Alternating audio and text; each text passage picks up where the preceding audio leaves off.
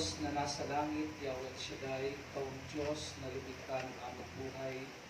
Ikaw ang Diyos na aming pinupuri at sinasamba sa gabi ito dahil napakabuti mo sa aming lahat. Di mo kami pinapabayaan sa panahon ng aming kagipitan, tinutulungan mo kami, Panginoon. Aming Ama, nagpapakumbaba kami sa iyong harapan at inaamin namin na wala kaming magagawa kung kami hiwalay sa iyo. Kaya sa gabi ito, patuloy kaming naniniluhod sa iyong mga bagong trono. Dalangin namin, Panginoon, abutin mo ang iyong mga anak na pumarito, lalo na tigit ang mga kapatid ko na may karamdaman. Lipuin mo sila mula ulo hanggang talampakan. Anumang sakit, tunawin mo, anumang karamdaman, alisin mo, at linisin sa pamamagitan ng dugo ng Panginoong Jesucristo. Lord, pagpalain mo rin po ang lahat ng may mga problema, may mga suliranin, may mga pagsubok na pinagdadaanan. Tulungan mo, Lord, na magtagumpay sila. Makita nila ang liwanag na galing sa iyo at magkaroon ng panibagong pag-asa. Pagpalain mo higit sa lahat, sa gabi ito ang iyong mga salita na aming pagninilayan. Patuloy kayong mangusap sa aming lahat. Hayaan mo ang salita mo ay tumimo sa aming puso. Hayaan mo, Panginoon, ang aming puso ay maging matabang lupa na matatamnan ng bigin na galing sa iyo. Holy Spirit, inaanyayahan ka namin sa lugar na ito. Pagharian mo kaming lahat. Ito pong aming sakot dalangin sa pangalan ni Jesus, sa ngalan ng Ama, ng Anak at ng Espiritu Santo. Purihin natin ang Panginoon.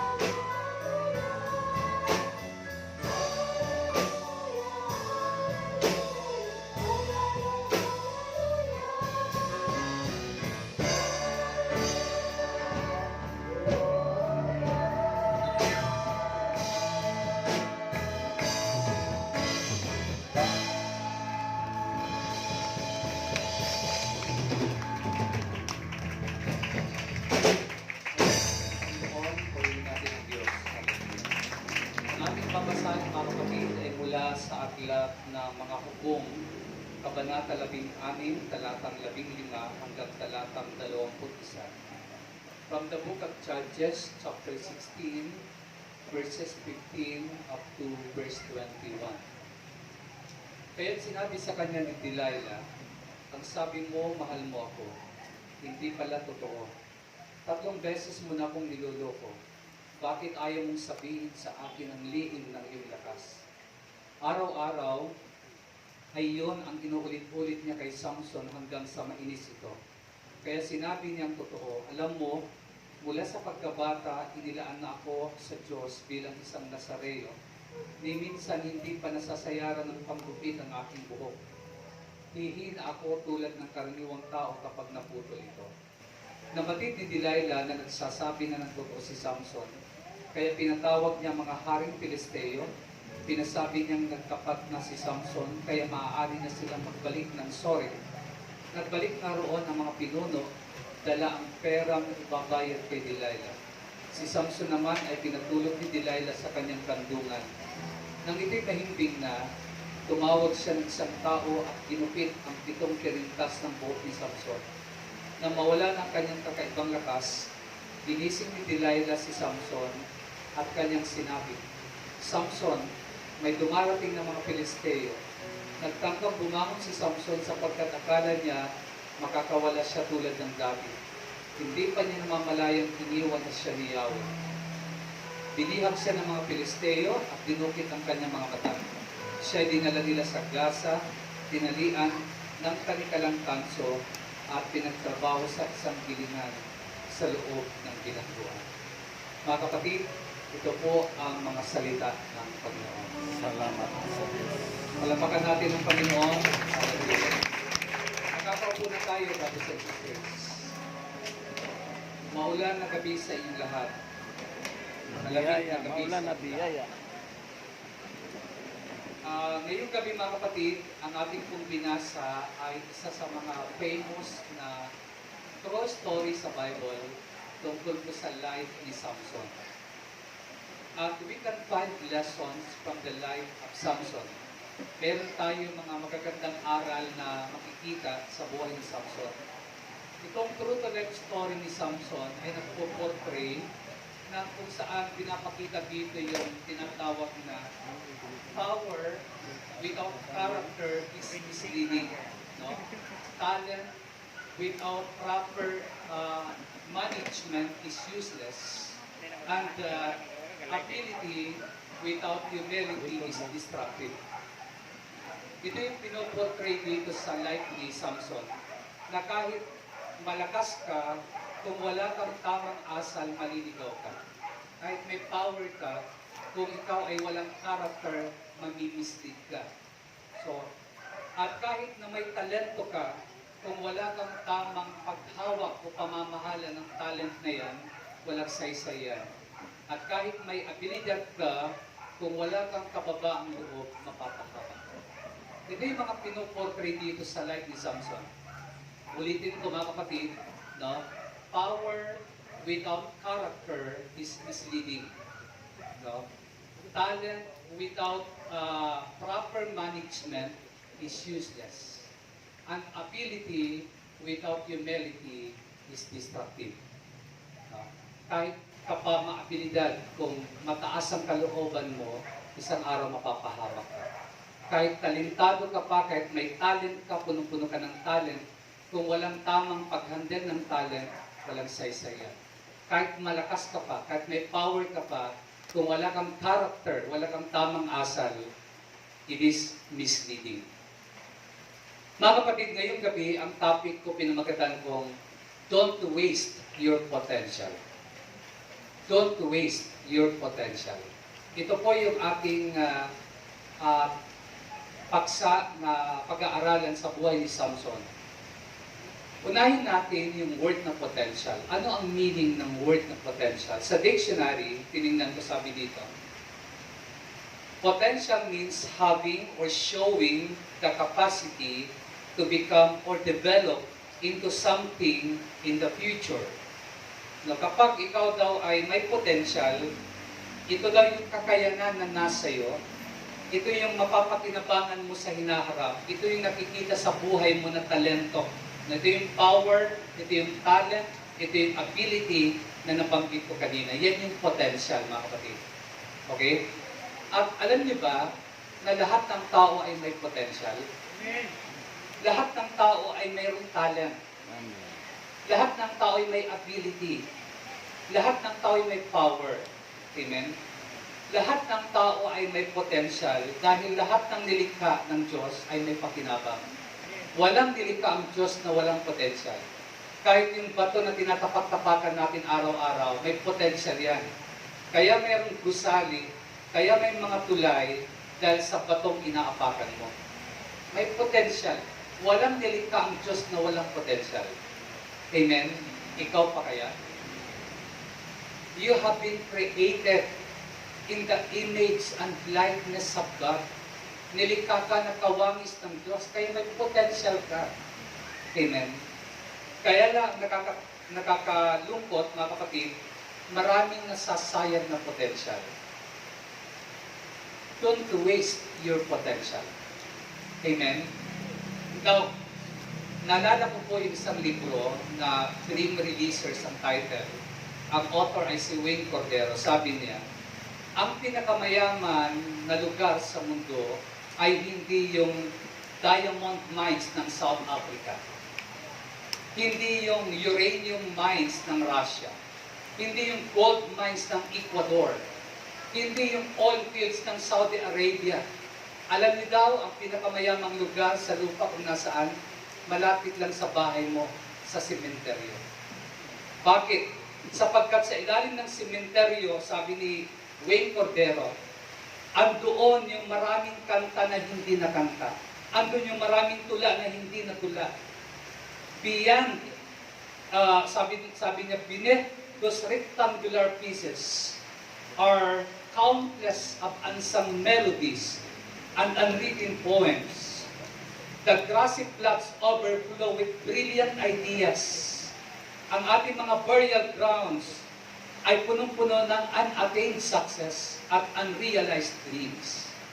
Bakit? Maraming tao na namatay na sinama nila ang potential nilang namatay. Hindi nila nagamit. They wasted their potential. Amen? Mga kapatid, may potential ang tao, kaya lang maraming nasasayang dahil hindi nagagamit sa tama. Don't waste your potential. Huwag mong sayangin ang kakayanan mong magtagumpay. Si Samson may potential siya, pero nasayang, mga kapatid. Amen? Samson has been born with the quality of a hero. Nasa kanyang katangian ng isang bayani. He has the supernatural ability, quality, especially prepared to liberate his country from her enemies. Meron siyang kakayanan. Binigyan siya ng Diyos ng kakayanan para palayain ang kanyang bayan. But in spite of those great gifts and abilities, he wasted his great potential. Sinayang niya, mga kapatid. Binigo niya ang Diyos. He disappointed God who called him and ruined his people. Ruined the hope of his people. No, binigo niya ang Diyos na tumawag sa kanya. Sinira niya ang pag-asa ng kanyang bayan. Alam niyo po, iilang tao ang may talent, magaling, pero nasaan sila ngayon? Diba? Mayroong isang singer, nakilala siya sa husay niyang kumanta. Natanghal siya sa buong mundo, naging tanyag siya sa husay niyang kumanta. Pero anong ginawa niya? Hindi niya ginamit ang talento na bigay ng Diyos sa kanya sa tama. Sa halip na parangalan ng Diyos sa talento niya, yung sarili niyang sinunod niya, binago niyang kasarian na bigay ng Diyos sa kanya. Sinayang niya yung potential na bigay ng Diyos. Nasaan na siya ngayon? Nasaan na siya ngayon? Isa lang yan sa halimbawa ng libu-libong tao na sinayang ang potential. Amen? Isa lang yan, mga kapatid. Balik tayo kay Samson. Let's start by reading Samson's impressive resume from the book of Judges. Okay, tingnan niyo po yung resume. Malulula kayo sa resume ni Samson. First, his birth has been prepared in a supernatural way. It was foretold by an angel, and his mother was a former barren woman. Ang kanyang kapanganakan ay hindi ordinaryong kapanganakan. Si Samson ay pinanganak dahil sa mensahe ng anghel. At ang kanyang nanay ay isang baog na babae. So, ano pa mga kapatid? He was specially dedicated to God as a Nazirite. Nazirite siya. Alam niyo ba yung Nazirite? Ang mga Nazirite sa Biblia, tatlo lang ang Nazirite. Si Samuel, si Samson, at si John the Baptist. Ang mga Nazirite, hindi pa sila niluluwal, inihandog na sila sa Diyos. Itong si Samson, he was especially dedicated to God as a Nazirite. Inihandog siya bilang Nazareo. Ano pa? Pangatlo, the Lord blessed him and moved him at times. Mababasa natin sa 13:24-25 ng Judges. Pinagpala siya at sinasabahan siya ng Diyos. Ganun siya ka supernatural. Ano pa? He killed the lion by his bare hands. Pinatay niya ang isang leon na kamay lang, wala siyang gamit na sandata. No? Ano pa? He killed 30 enemies. Pumatay siya ng 30 kaaway. Bababasa natin sa 14 verse 9. Ano pa? He caught 300 foxes. Hinuli niya ang 300 mga asong gubat. Pinagtatali niya yon. No? Ano pa? He killed 1,000 Philistine by jawbone. Pumatay siya ng 1,000 na mga Pilisteo na ang gamit niya lang pangalang ng asno. O hindi sibat, hindi sword, hindi espada. Jawbone lang ginamit niya, panga ng asno. 1,000 ang pinatay niya, mag-isa lang siya. Ano pa? Itong si Samson, he prayed and the water supernaturally came out. Nanalangin siya, minsan nauuhaw siya at may lumabas na tubig mula sa lupa. Spring, dahil sa prayer niya. Yun po ang resume ni Samson. Samson possesses the quality and potential of a great leader. Great leader siya. But what makes the mighty like Samson to become defeated? Anong dahilan bakit siya ay natalo? Bakit siya nakulong? Bakit dinukit ang kanyang dalawang mata? Bakit pinapos siya? Bakit pinaglaruan siya ng mga Pilisteo? Mag-share ako sa inyo ng 6 na bagay na aral sa ating lahat. Kasama ako dito. No? Aral po ito, bakit si Samson, despite sa kaniyang potential, mga kapatid, ay natalo siya. Number 1, ang unang-una mga kapatid na nangyari kay Samson, kaya natalo siya, at maraming taong natatalo dahil sa bagay na ito. Number 1, he despised godly heritage.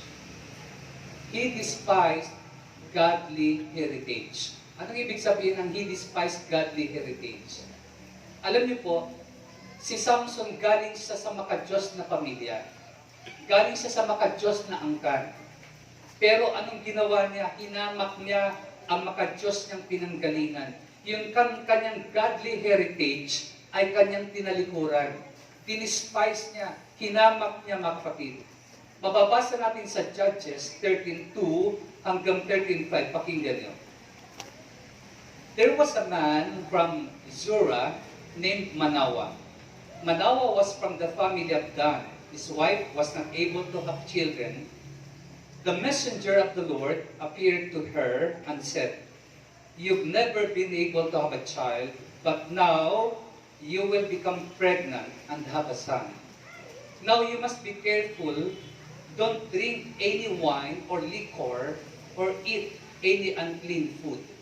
You're going to become pregnant and have a son. You must never cut his hair because the boy will be a Nazirite, dedicated to God from birth. He will begin to rescue Israel from the power of the Philistine." He is a Nazirite, raised up in a godly family. Ito po si Samson. Galing siya sa isang magulang na makadiyos, mga kapatid. Makadiyos ang kanyang angkan, mga Israelite. Makadiyos ang kanyang pamilya. No? From a godly nation, galing siya sa Israel. But he did not continue to live a life worthy of his roots, mga kapatid. Hindi siya nagpatuloy na mamuhay ayon sa pamumuhay ng kanyang pinanggalingang angkan. He despised his godly heritage. Iilan ang mga anak ngayon na galing sa mga relihiyosong pamilya, galing sa mga relihiyosong magulang, makadiyos sa magulang, pero napariwara, diba? Napasama, nalulong sa masasamang gawain. Bakit? They despised godly heritage. Amen? Alam niyo ba, doon ako'y pumunta sa Cebu, galing ako dito, sabi ng isang council sa Cebu sa akin, anak, alam mo ba ang Bohol? Ang Bohol ay mga makadiyos. Ang mga taga-Bohol, mababait yan. Makadiyos ang mga taga-Bohol. Yun ang impression ng Bohol sa ibang lugar. At ako'y naniniwala doon, totoo yun. Makadiyos ang mga Boholan. Yun ang impression. Kaya sabi ng council sa Cebu sa akin, sa buong Visayas, ang Bohol ang pinakamaraming may pari. Ang pari, dito lang sa Bohol marami. Kasi makadiyos ang mga tao. Amen? Amen. Naniniwala kayo doon? Amen. Totoo yun. Pero, bakit maraming kabataan na nalulog sa masamang bisyo? They despised godly heritage. Amen? Tinalikuran nila ang makadiyos na angkan. Amen? Hinamak nila ang kanilang makadiyos na pinanggalingan. Maraming mga magulang nasa simbahan, nasa ang mga anak nasa inuman. Ang magulang nasa prayer meeting, ang mga anak nasa sugalan. Ang mga magulang nasa Bible study, ang mga anak nasa masamang barkada. They despised godly heritage. Yan si Samson. Amen? Kaya siya defeated, kaya siya natalo, kaya siya pinaglaruan ng kaaway, kasi hinamak niya ang kanyang makadiyos na pinanggalingan. Amen? Mga kapatid, mga relihiyoso, makadiyos, mababait na magulang, pero bakit ang mga anak na pasama? Kasalanan ba ng magulang? Hindi. Hindi. Sapagkat mayroong sariling will ang tao. May sariling will ang anak. Mayroon kang sariling pagpapasya. Amen? Alam niyo, mapalad tayo kapag meron tayong mga magulang na makadiyos. Amen. Ako po, ang tatay ko makamundo, hindi makadiyos. Salamat sa Panginoon, meron akong ina na makadiyos, na hindi tumitigil sa pananalangin. Kaya mapalad ang mga anak na mayroong makadiyos na magulang. Amen. Amen. Meron kayong godly heritage. Amen? Kasi may nagpre-pray sa inyo. Amen. May nagpre-pray sa inyo. Huwag niyong sayangin ang inyong godly heritage, mga kapatid. Amen? Meron tayong susundan, meron tayong mga magandang halimbawa, pero hindi assurance yun na magiging makadiyos tayo. Yan si Samson, di ba? Dinispise niya ang kanyang godly heritage. Don't waste your potential by despising your godly heritage. Amen? Huwag mong sayangin ang bigay ng Diyos sa iyo na kakayanan dahil lang sa pagtalikod mo, dahil lang sa paghamak mo sa pananampalataya ng mga magulang mo. Amen? Yan ang una. Pangalawa, number 2. Hindi lamang niya dinispise ang kanyang godly heritage. Ito yung number 2. He disobeyed godly parents. He disobeyed godly parents. Sinuway niya ang kanyang mga makadiyos na magulang. Pakinggan niyo. Judges 14 verse 1. Kinig kayo ha. One day, Samson went to Timnah, where he saw a Philistine woman. When he got back home, he told his parents, I saw a Philistine woman in Timnah, and they want to marry her.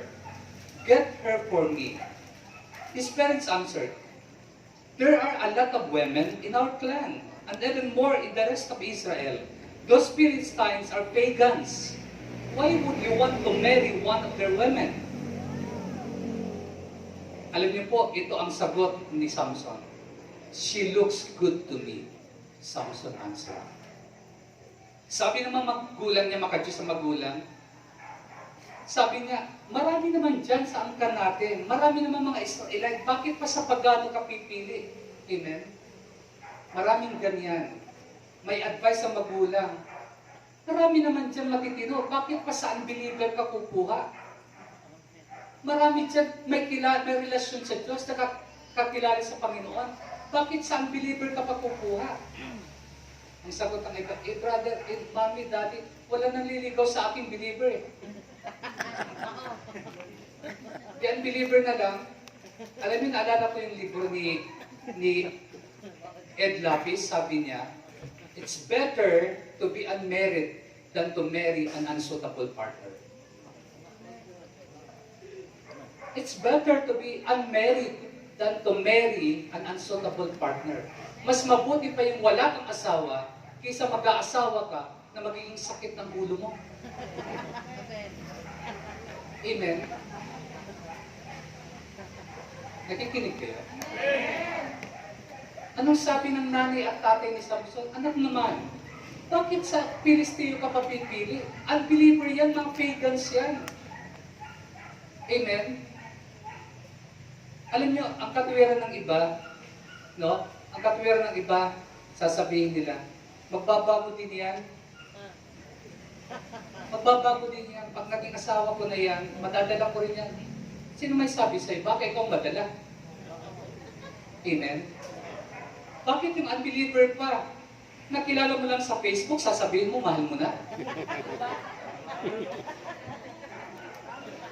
Amen? Nakachat mo lang, sasabihin mo, in love ka na sa kanya. Maraming deception sa internet. Meron dyan ang profile fake ay ang gaganda, pero ang totoo, pangit ang ugali. Amen? So, yan po, anong sagot ni Samson? Pakinggan yung sagot niya. She looks good to me. Wow! Maganda siya sa paningin ko, sabi ni Samson. Samson answered, she looks good to me. Maganda siya, get her for me. Diba?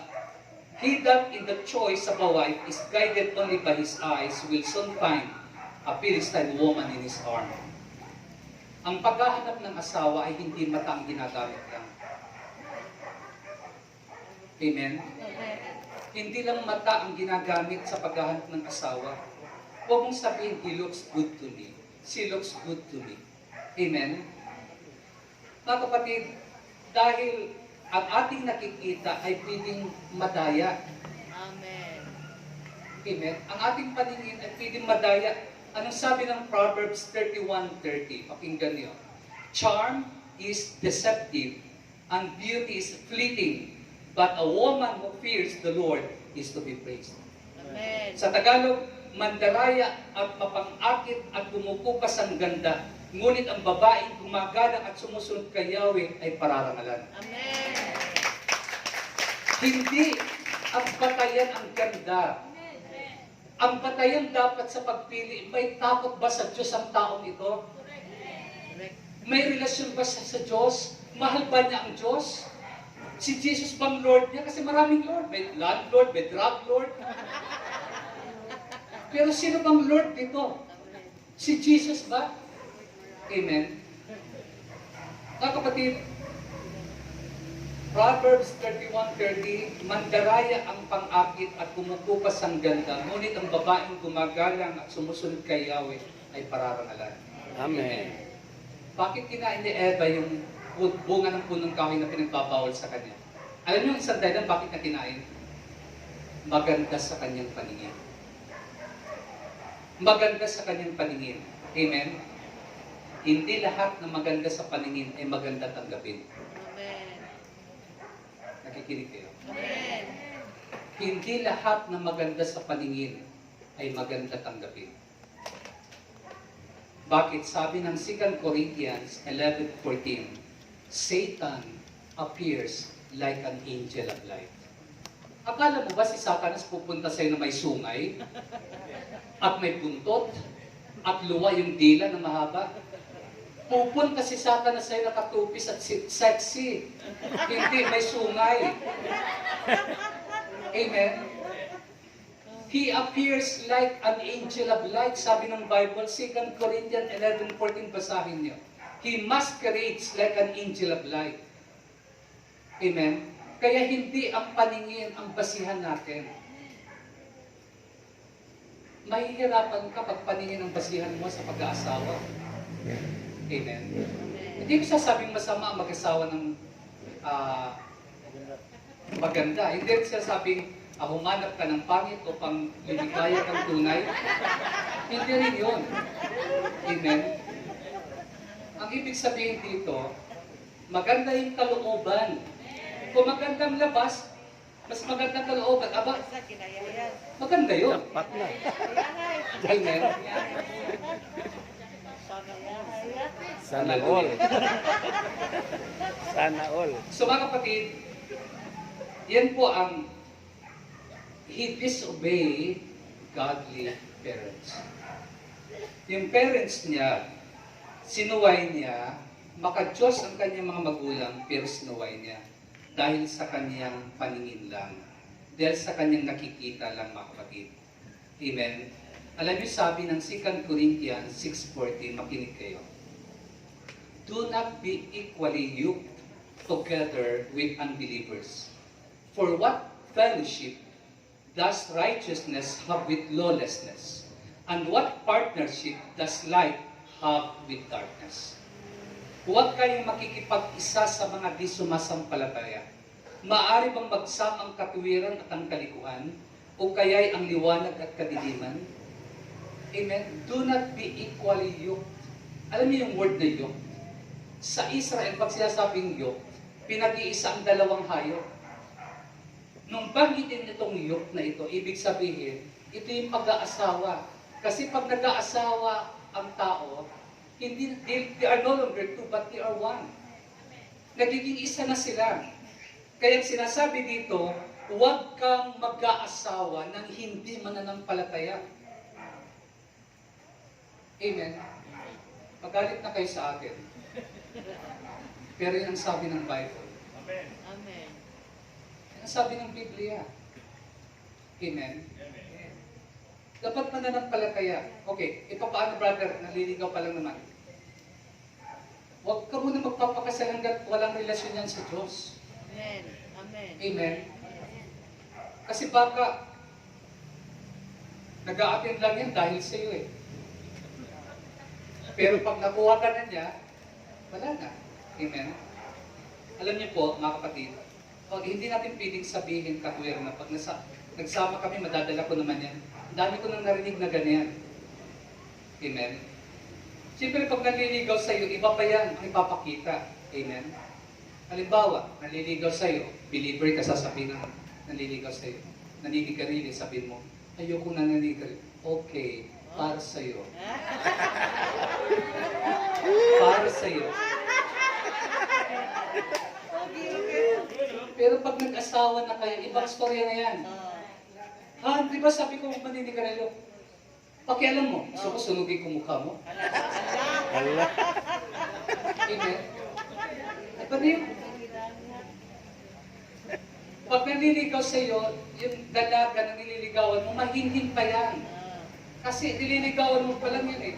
Pero pag nag-asawa na kayo, kakain na nakataas na yung isang paa, tanggal yung postiso, sayang to. Amen? Mga kapatid, yan pong totoo. Hindi ko nila lahat, pero nangyayari yan sa totoong buhay. Brothers and sisters, anong point ko?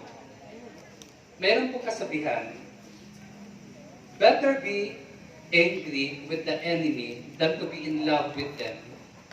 Because when we join ourselves with them, we are most in danger of being ensnared by them. Mas mabuti pa daw kamuhian mong kaaway kaysa makisama ka at mahulog sa kanyang bitag. Amen? Samson disobeyed godly parents. Despised godly parents. Amen? Alapakan natin ang Panginoon. So yun po ang pangalawa na makikita natin, he disobeyed godly parents. Tinalikuran niya ang kanyang mga magulang, ang utos ng kanyang mga magulang. No? Binaliwala niya ang kanyang mga magulang. Ang ibang katwiran nila, sobrang higpit ng tatay ko. Sobrang higpit ng nanay ko. Kaya nakipagtana. Ano nangyari? Mas mahigpit pa yung tinanan niya kaysa sa tatay niya. Amen? Di po ba mga kapatid? Makinig kayo. Lalo sa mga anak, katulad ko. Walang maipapalit sa magulang. Amen. Amen. Maniwala kayo sa akin. Walang maipapalit sa magulang. Mapapalitan mo ang boyfriend mo, mapapalitan mo ang girlfriend mo, mapapalitan mo ang asawa mo. May mga nagpapalit ng asawa. Pero hindi mo mapapalitan ang magulang. Amen. Maniwala kayo sa akin.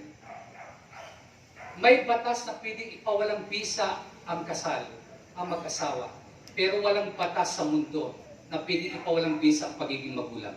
Amen. Amen. Amen? Kaya ang iba nakakalungkot. Pinipili, suwayin ang magulang para lang sa nararamdaman. Amen? Hindi mo mapapalitan ang magulang. Mapapalitan mo ang asawa. Mapapalitan mo ang boyfriend, ang girlfriend, pero hindi ang magulang. Amen? Walang substitute sa magulang. Naalala niyo yung 10 utos, 10 commandments? Alam niyo ba ang 10 commandments na ang summarize yung dalawa lang? Ano yun yung dalawa na yan? Una, utos sa Diyos. Pangalawa, utos sa tao, sa kapwa. Alam niyo ba, ang unang 4 na utos sa Diyos, di ba? Huwag kayong magkakaroon ng Diyos maliban sa akin, di ba? Huwag kayong gagawa ng imahe na yuyukuran ninyo. Ano sabi doon? Huwag niyong gagamitin ang aking pangalan sa walang kabuluhan. At igalang niyong araw ng pamamahinga. Pagdating sa utos sa Diyos, yun ang 4 na yun. Pagdating po sa tao, yung 6 na utos. Alam niyo anong pinakauna na utos sa 6? Honor your father and your mother. Amen. Igalang mo ang iyong ama at ina. Igalang mo ang iyong tatay at nanay. Amen. Hindi sinabi dito, igalang mong tatay mong mabait. Walang sinabi dyan. Ang sabi dito, igalang mong ama mo. So kahit sino pa siya, dahil tatay mo siya, igalang mo siya. Amen. Kahit sino pa siya, dahil nanay mo siya, igalang mo siya. Amen? Don't disobey your godly parents. Anong sabi ng Exodus 20:12? Igalang mo ang iyong ama at ina, sa gayon mabubuhay ka ng matagal sa lupaing ibinibigay ko sa inyo. Ibinibigay sa inyo Yahweh inyong Diyos. Maliban sa Diyos, ang nag-iisang nagmamahal sa iyo hanggang sa dulo ay ang magulang mo. Believe me. Maliban sa Diyos, ang magmamahal lang sa iyo hanggang sa dulo ay ang magulang mo. Amen. Amen. Magulang mo. Amen. Naalala niyo yung prodigal son? Yung anak na pariwara. Tinalikuran siya ng lahat ng kanyang mga pinainom, ng kanyang barkada, ng kanyang pinakain. Pero tinalikuran ba siya ng tatay niya? Hindi. Hindi. Ang magmamahal sa iyo hanggang dulo, magulang mo. Amen. Naalala niyo si David? Si Absalom na anak niya, nagrebelde sa kanya. Inagaw ang trono ni David. Sinipingan ni Absalom ang mga asawa ni David. Pinahiya niya ang kanyang ama. Pero nung mawala si Absalom, iniyakan ni David. Iniyakan niya. Kaya totoo yung kasabihan, hindi ang magulang ang maglilibing sa anak. Ang anak ang maglilibing sa magulang. Anong ibig sabihin niya? Ang kasabihan niya? Kakayanin ng anak na mawalang magulang, pero hindi kakayanin ng magulang na mawalang anak. Amen. Amen. Yan ang katotohanan, mga kapatid. Yan ang katotohanan. Amen. Don't despise your godly heritage. Don't disobey your godly parents. Amen. Pangatlo, Bakit na-wasted Samson ang kanyang potential? He defiled his own body. He defiled his own body. He despised his godly heritage. He disobeyed godly parents. He defiled his own body. Anong ibig sabihin dito?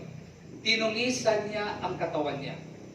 Verse 8 hanggang 9. Si Samson ay isang Nazirite. Ang Nazirite nakatalagay kay Yahweh. Pakinggan niyo. Number 6 verse 3.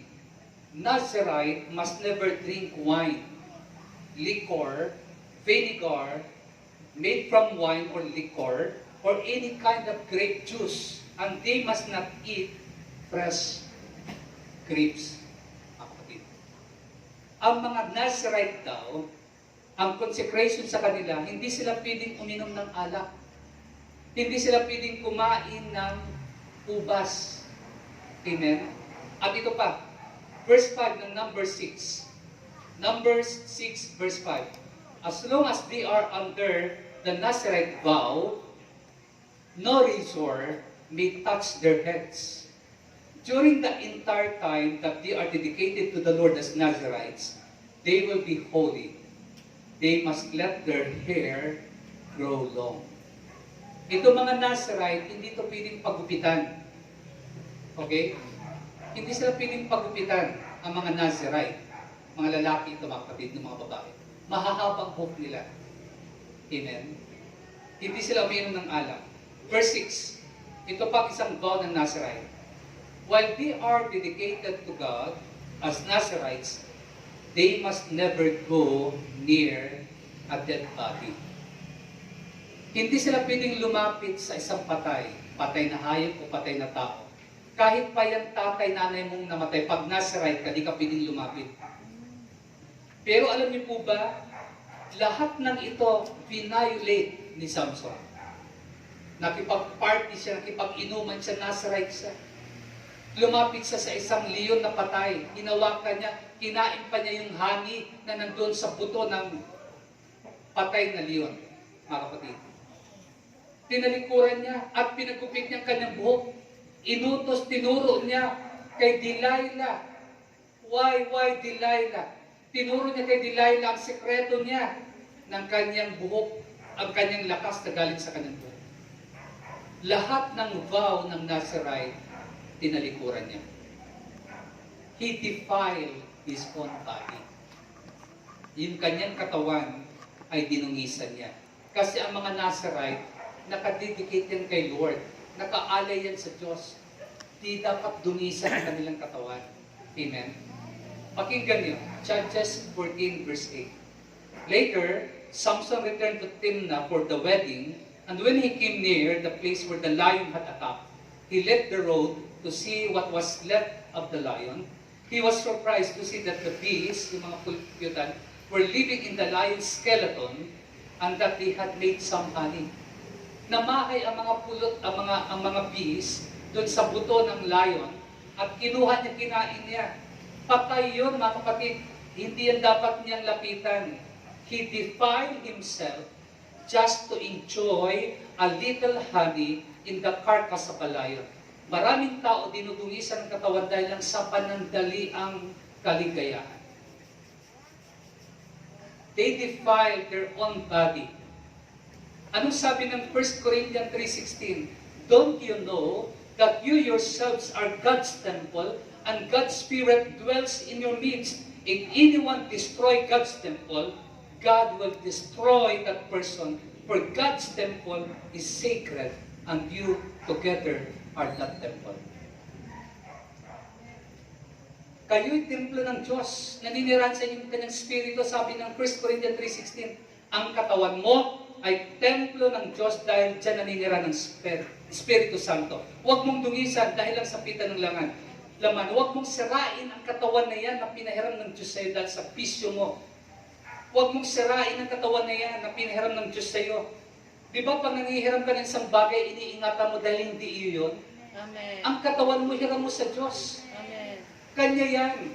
Hiram mo lang sa Kanya yan, ingatan mo. Pahalagahan mo. Matulog ka ng tama. Amen? Wala ka ng tulog. Trabaho ka ng trabaho. Pag namatay ka, marami kang pera, pero maiiwan lang sa driver mo yung pera mo.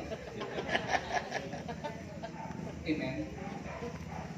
1 Corinthians 6:19. Don't you know that your bodies are temple of the Holy Spirit who is in you, whom you have received from God? You are not your own. You were bought at a price. Therefore, honor God with your body. Hindi ba ninyo alam ng inyong katawan ay templo ng Espiritu Santo na nasa inyo at pinagkaloob ng Diyos sa inyo? Hindi na ninyo pag-aari ang inyong katawan sapagkat binili niya kayo sa isang halaga. Kaya gamitin ninyo ang inyong katawan upang maparangalan ng Diyos. Amen. Gamitin ang katawan upang maparangalan ng Diyos. Amen. Huwag gamitin ang katawan para pagbigyan ng kasiyahan ng laman. Amen. Gamitin ang katawan para maparangalan ng Diyos. Dahil ang katawan na yan, hiram mo si Diyos. Ako po, pag may mga gustong laman kong gawin, palagi kong sinasabi, laman, katawan ko, hindi ikaw masusunod. Ang katawan na ito'y alipin ni Kristo.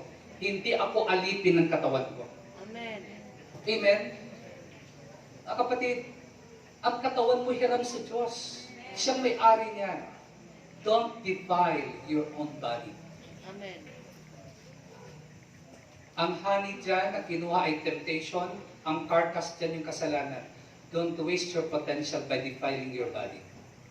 Number 4, he disregard godly warning. Mababasa natin sa chapter 16. He disregard godly warning. Pinaliwala niya ang maka-Diyos na babala sa kanya. God warned Samson through several dangers, but he gradually lost his conscience.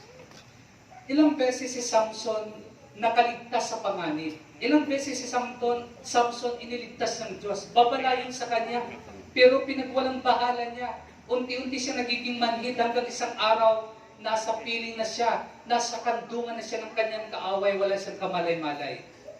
Alam niyo po, ang mga panganib na pinagdaanan mo, ang mga dangers na pinagdaanan mo sa buhay, yan ay paalala ng Diyos sa iyo. Yan ay warning sa iyo. Ngayon, nailigtas ka niya, paano sa susunod? Baka wala nang susunod na pagliligtas. Amen? Kaya mga kapatid, huwag tayong maging manhid. Kapag meron tayong naranasan na pag-iingat ng Diyos, niligtas ka na ng Diyos ilang beses na, huwag kang maging abusado. Baka dumating sa dulo ng lubid ng Panginoon. Baka hindi ka naligtas. Katulad ni Samson. Amen? Pinaglaruan siya ng mga Pilistine. He disregard godly warning. Alam niyo ang Diyos, ako naniniwala, yung mga nangyayari sa atin ay mga warning ng Diyos. Amen. Yung mga pinagdadaanan natin minsan, may mga warning si Lord doon eh. Ako naranasan kong ma-aksidente sa motor, vehicular accident. Warning ng Diyos sa akin yun. Kasi mayroong hindi tama sa akin na dapat kong ayusin. Warning. Pero nakinig ako sa Panginoon. Amen? Pagpatuloy na ang danger na dumarating, nagpapadala ng Diyos ng plague sa buhay mo, pero di mo mapakinggan, matutulad ka sa Pero, sa Egypt, yung Paraon. Ilang plagues ang dumating, pero tumigas pa rin siya. Hanggang ang pinaka-last, pinaka-worst, namatay lahat ng mga firstborn.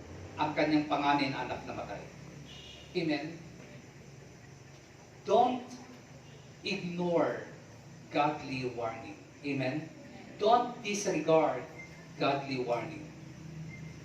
Those who have thrown themselves out of God's protection, becomes an easy prey to their enemies. Nagiging parang madali ka ng pain ng kaaway kapag lumabas ka sa protection ng Diyos.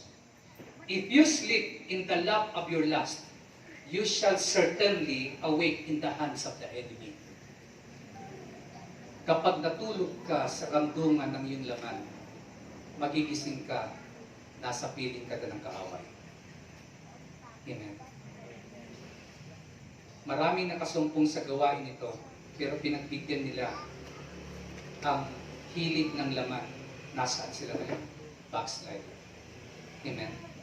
Don't waste your potential by disregarding, by ignoring godly warning. Amen? Panglima, second to the last. He deliberately play with sin. He deliberately play with sin. Nakipaglaro siya sa kasalanan. Amen? Paulit-ulit niya na sinabi kay Delilah ang mga dahilan bakit malakas siya. Sa una nagsisinungaling siya.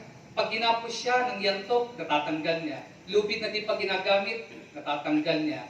Pag inisa ang tirang isang buhok niya, natatanggal pa rin niya. Nakipaglaro siya sa kasalanan, sa kaaway, bandang huli, nasabi na niya ang totoo. Amen? Alam niyo ang kahinaan ng lalaki? Babae. Ang kahinaan ng babae? Lalaki. Alam niyo, don't play with sin. Huwag kang makipaglaro sa kasalanan. Kapag maglaro ka ng apoy, malaking posibilidad mapapasok ka.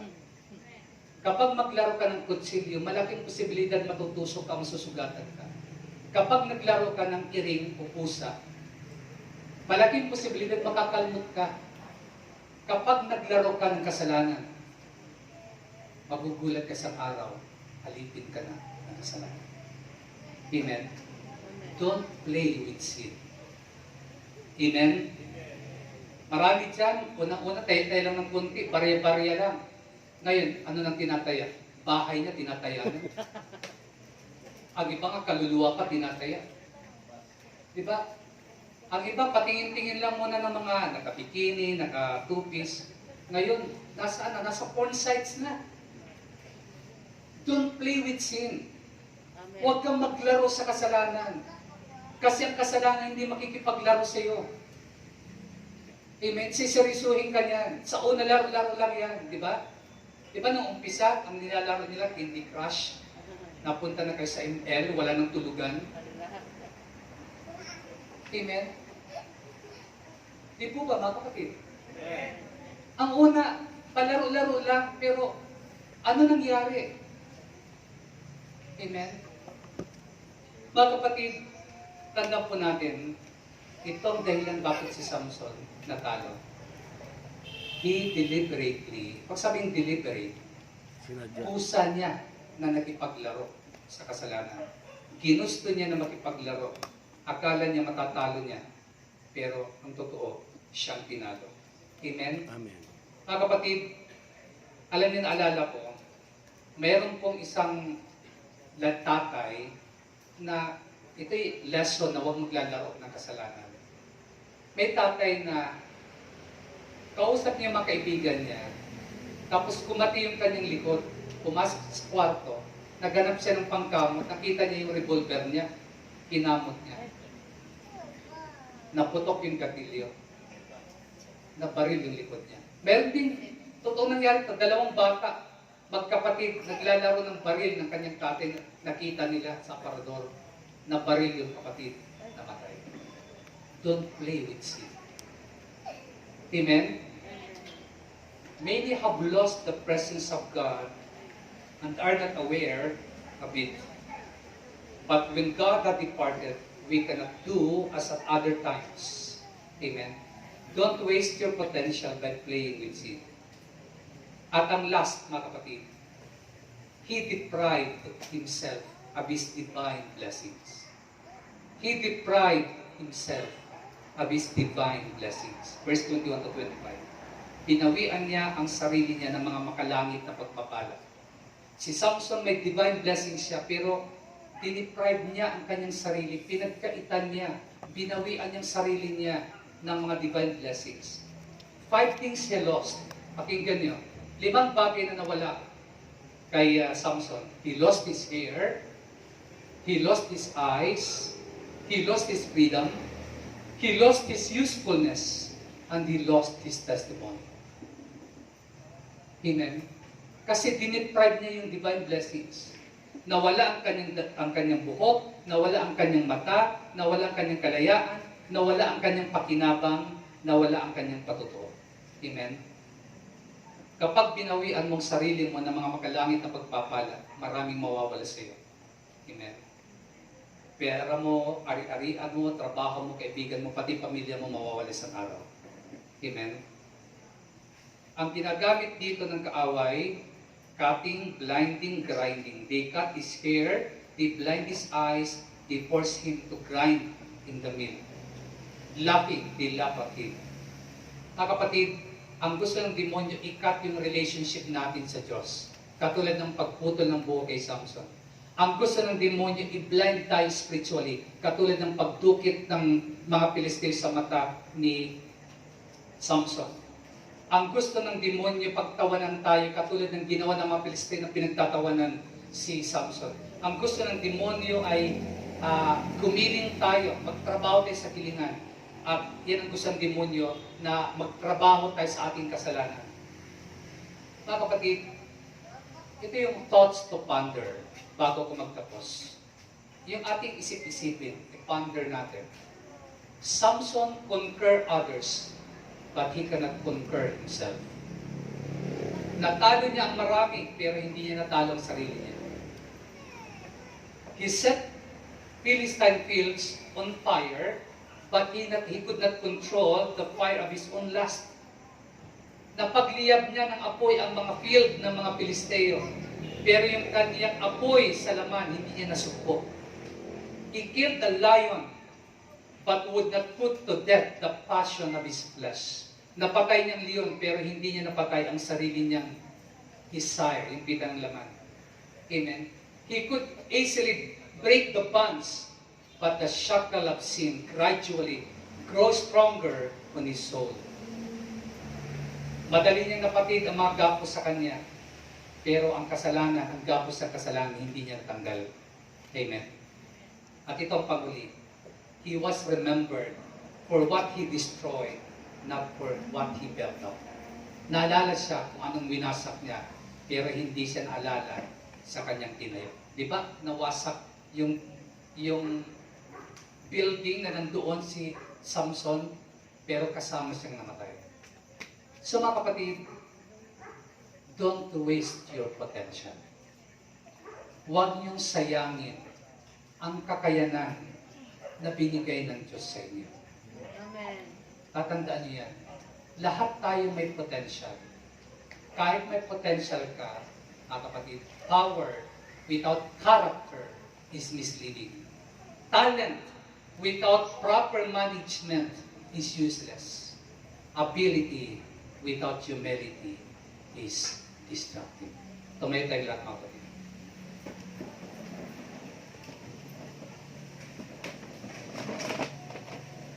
Ngayong gabi, lumapit tayo sa Panginoon as you close your eyes.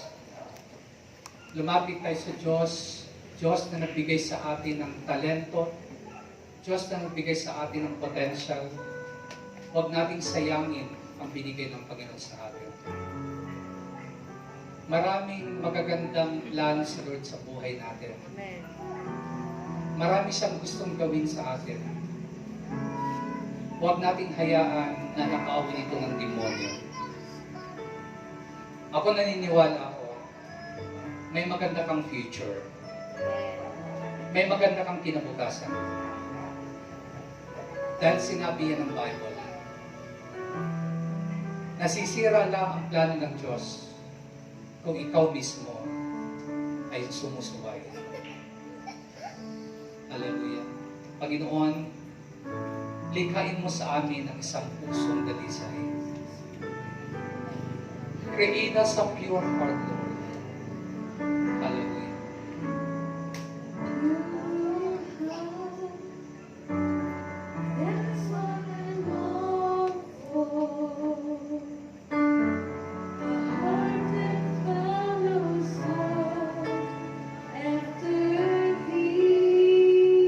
A pure heart.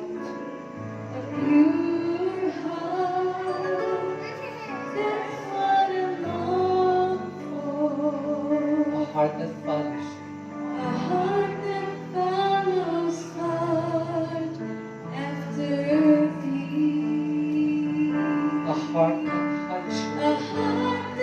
hides you.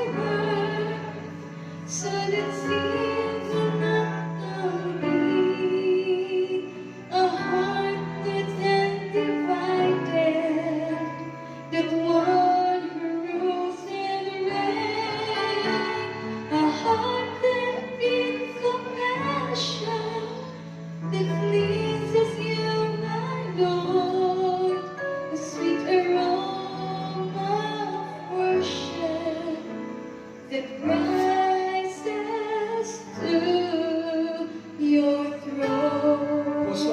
dalisay ang likhain mo sa amin, Panginoon. Pusong dalisay Kayong lahat, ang aking nais. naisin natin ang pusong dalisay sa pusong kapal. Nalikhain mo, Diyos, para sa akin. Pusong dalisay, Pusong dalisay ang aking nais. nalikhain mo, O Diyos, para sa amin. Nalikhain mo, Diyos, para sa akin. Isang pusong tapat na sa iyo nagmamahal. Isang pusong tapat na sa'yo'y nagmamahal. Isang pusong sa'yo'y walang alinlangan. Isang pusong itinitibok upang ikaw ay karangalan. Isang pusong itinitibok na ika'y parangalan. Ang dugo ay papuri sa'yo lamang. Isang pusong tapat na sa iyo nagmamahal. Isang pusong tapat na sa'yo'y nagmamahal. Isang pusong sa'yo'y walang alinlangan. Isang pusong itinitibok na ika'y parangalan. Ang dugo ay papuri sa'yo lamang. Ang dugo ay papuri sa iyo lamang, Jesus.